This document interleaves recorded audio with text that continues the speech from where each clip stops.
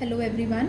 So in this video today we are going to learn about locating irrational numbers on the number line. Okay. So we'll start with root 2. Root 2 is an irrational number, we all know. But हम इसको directly locate नहीं कर सकते because इसकी decimal expansion कैसी होगी, non terminating non repeating type की. तो डेसिमल नंबर जो होंगे, मतलब डेसिमल के बाद जो डिजिट्स होंगे वो इन्फाइनाइट डिजिट्स होंगे. तो हम लोग कोई और मेथड यूज़ करेंगे to locate this number on the number line. और उसके लिए हम लोग क्या करेंगे, पाइथागोरस थ्योरम यूज़ करेंगे. If you remember, Pythagoras theorem क्या होती थी? It can be applied in a right angle triangle and Pythagoras theorem says that h square is equals to p square plus b square, where h is hypotenuse, p is perpendicular and b is base. तो ये जो rule है, इस rule का हम use करके root 2 को locate करने का ट्राई करेंगे. ओके.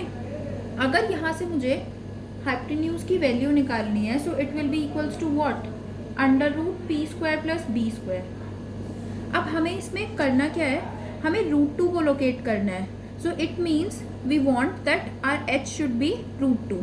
अब रूट 2 अगर हम इस फॉर्म में, हमें पता है कि एच कितना होना चाहिए, रूट 2. तो उसके लिए हमें अप्रोप्रिएट परपेंडिकुलर और बेस फाइंड करना होगा. वो हम अपनी चॉइस से सिलेक्ट कर सकते हैं, but according to that perpendicular and base your hypotenuse should be equals to root 2. अब बेसिकली अगर हम यहाँ पे देखते हैं, हमें पता है एच क्या होना चाहिए, रूट 2. इन दोनों फॉर्म्स को अगर हम कंपेयर करते हैं तो हमें क्या मिलता है, that P square plus B square कितना होना चाहिए, 2. अगर P square plus B square 2 के इक्वल होगा तो एच कितना हो जाएगा automatically, it will be root 2. It means अब P square plus B square अगर हमें 2 चाहिए तो हमें ऐसे दो नंबर सेलेक्ट करने हैं जिनका स्क्वायर करने पे कितना आएगा, 2. और हम लोग जनरली जब नंबर सेलेक्ट करेंगे तो हम लोग ऐसे नंबर सेलेक्ट करेंगे ताकि हम पी और बी को एटलीस्ट ईजीली लोकेट कर पाए नंबर लाइन पे. अब हमें दो नंबर्स में ब्रेक करना है 2 को, तो हमें पता है 2 किसके इक्वल होता है, 2 is equals to 1 plus 1. Okay. But ये जो एक 1 है ये किसके इक्वल होगा, पी स्क्वायर के इक्वल. और जो सेकेंड 1 है वो किसके इक्वल होगा, बी स्क्वायर के equal. It means we are getting P square is 1, B square is 1. But हम स्क्वायर्स तो नहीं लोकेट करेंगे. अगर पी स्क्वायर 1 है तो पी कितना सेलेक्ट किया, इट मीन्स हमने 1, और बी भी कितना सेलेक्ट किया, 1. अगर पी 1 होगा it square will also be 1. B 1 है उसका स्क्वायर भी कितना होगा, 1. तो 1 प्लस 1 कितना आ जाएगा, 2. इट मीन्स अगर हम कोई एक राइट ट्राइंगल लेते हैं जिसमें हमने ये सपोज परपेंडिकुलर था, इसको हमने 1 सेंटीमीटर लिया, ये बेस था, इसको हमने 1 सेंटीमीटर लिया, यहाँ पे एंगल कितना है, 90 डिग्री. तो ऑटोमेटिकली इस ट्राइंगल की जो हाइपोटेन्यूज होगी वो किसके इक्वल हो जाएगी, रूट 2. तो हमें मिल जाएगा एक डिस्टेंस. तो अब हम इसी चीज़ को यूज़ करेंगे, बट अब हम ये प्रॉपर नंबर लाइन पे करेंगे. Okay. So first of all you have to draw a number line. तो नंबर लाइन पे हम लोग रैंडम कुछ नंबर्स मार्क करेंगे. जब हम नंबर लाइन पे नंबर्स मार्क करेंगे तो हमें इस चीज़ का ध्यान रखना है कि उन नंबर्स के बीच में डिस्टेंस इक्वल होना चाहिए. तो वो डिस्टेंस इक्वल रखने के लिए हम स्केल पे जो सेंटीमीटर वाली मार्किंग्स होती हैं उसको यूज़ कर सकते हैं. Okay. So 0, 1, 2, 3. On left hand side I am marking some negative numbers. Okay. अब हमें पता है हमें एक राइट एंगल ट्राइंगल सेलेक्ट करना है जिसकी परपेंडिकुलर और बेस कितना होना चाहिए, 1 सेंटीमीटर. सो यहाँ से मैं डिस्टेंस लेती हूँ, ये 0 और 1 के बीच में कितना डिस्टेंस है, 1 सेंटीमीटर. तो हमने ये वाला डिस्टेंस सेलेक्ट किया. ओके. अब हमें यहाँ पे राइट एंगल ट्राइंगल ड्रॉ करना है. तो उसके लिए सबसे पहले अगर मैं यहाँ पे राइट एंगल ट्राइंगल ड्रॉ करना चाहती हूँ तो एंगल कितना होना चाहिए, 90 डिग्री. तो हम उसके लिए प्रोटेक्टर यूज़ कर सकते हैं. प्रोटेक्टर को हमें इस वाले पॉइंट पे जहाँ पे हमारी 1 की मार्किंग है उधर हमें एंगल कितना ड्रॉ करना है, 90 डिग्री. तो हम प्रोटेक्टर को प्लेस करेंगे और 90 डिग्री मार्किंग.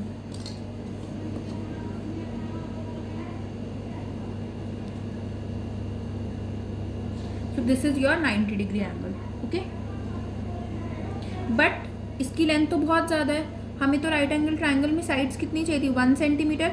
तो हमें यहाँ पे कितना डिस्टेंस लेना पड़ेगा, 1 centimetre. So I am using scale to take that distance. This is our 1 centimetre length. Okay. अब 1 centimeter. This point, I am naming this point as A and this as B. OA, this is already 1 centimeter. AB, it is already 1 centimeter. अब अगर हम OB को join करते हैं तो यहाँ पे क्या है, एक राइट एंगल ट्राइंगल जिसमें दो साइड्स कितनी थी, 1 सेंटीमीटर, और दिस इज व्हाट, हाइपोटेन्यूज. तो ये ऑटोमेटिकली कितनी हो जाएगी, √2. बट ये हमें पता चल गया कि ये वाला डिस्टेंस √2 को मार्क कर रहा है, बट इसकी पोजीशन हमें नंबर लाइन पे मार्क करनी थी. तो अब हमें ये सेम डिस्टेंस मेजर करना पड़ेगा और उसको नंबर लाइन पे लोकेट करेंगे. तो इस डिस्टेंस को मेजर करने के लिए यू कैन यूज़ कंपास. तो हमने कंपास को O और B पे रखा तो हमें डिस्टेंस मिल गया कि √2 कितना डिस्टेंस है. अब ये सेम डिस्टेंस हमें O यानी कि जो हमारा 0 था वहाँ से मार्क करना है. तो कंपास की ओपनिंग को हम चेंज नहीं करेंगे and you can mark that distance on the number line. तो हम उस तरीके से मार्क करेंगे. तो ये वाला जो डिस्टेंस है स्टार्टिंग फ्रॉम O, ये डिस्टेंस कितना हो जाएगा, √2. So this is how you can locate √2 on the number line. अब हमें ऐसे ही करना होगा. क्वेश्चन तो चेंज भी हो सकता है √3 के लिए हो सकता है √5 के लिए हो, या फिर कोई और नंबर भी. तो हमें हमेशा ये वाला मेथड फॉलो करना है. हमें अप्रोप्रिएट परपेंडिकुलर और बेस सिलेक्ट करना है जिनके स्क्वायर्स को हम ऐड करके जो भी हमें नंबर चाहिए वो हम ले सकते हैं. सपोज ये क्वेश्चन √3 के लिए होता है. Okay, suppose you have to mark √3 on the number line. अब हम उसके लिए कैसे कर सकते हैं, we want R h should be √3. We want this. अब 3 चाहिए हमें, अगर किसका सम, p² plus b². We know 3 किसके इक्वल होता है, 2 + 1.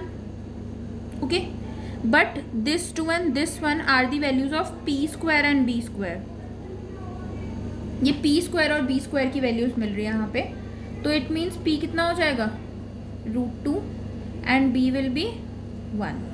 तो अब हमें वहाँ पे कैसे, अगर हमें √3 को लोकेट करना है तो हमें परपेंडिकुलर लेना पड़ेगा √2 और बेस लेना पड़ेगा 1.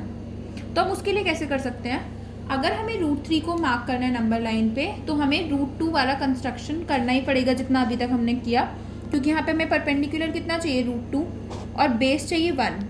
तो ये वाला डिस्टेंस ऑलरेडी √2 है.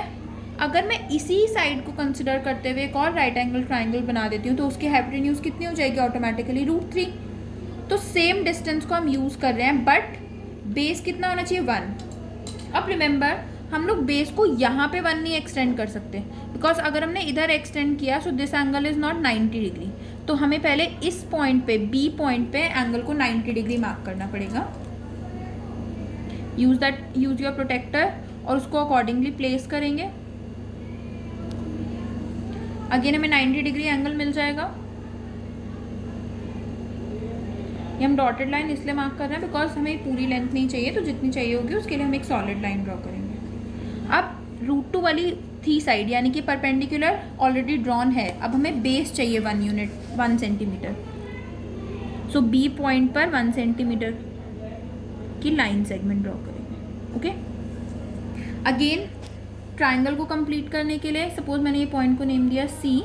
हमें किसको ज्वाइन करना होगा, OC को. ओके, अब √2 था, ये कितना था, 1 सेंटीमीटर. तो इस राइट एंगल ट्राइंगल की हाइपोटेन्यूज कितनी हो जाएगी, √3. Again if we want to mark this √3 on the number line we can use our compass, placing it on the points O and C जैसे हमने पहले √2 के केस में किया था, and then mark it on the number. So now your this distance, this is your √3. Every time you have to select P and B. तो वो बाकी questions में change भी हो सकता है. Last example if I am taking, suppose √5 करना है. I will not draw this. √5 के लिए हमें चाहिए कि p² प्लस b² कितना होना चाहिए, it should be 5. ओके, अब हम इसको कैसे ले सकते हैं, अब हम बहुत सारी चीज़ें सेलेक्ट कर सकते हैं, बहुत तरीके से हम सोच सकते हैं. देखो हमारे पास अगर हम 2 + 3 करते हैं तो भी 5 होता है, बट 2p² की वैल्यू है तो p कितना हो जाएगा, √2. b कितना हो जाएगा, √3. तो वो बहुत कॉम्प्लिकेटेड हो जाएगा क्योंकि √2 और √3 को मार्क करने के लिए हमें पहले ये सब करना पड़ेगा. तो it means we can not take this. Okay, so we can do one more thing, 1 + 4 = 5.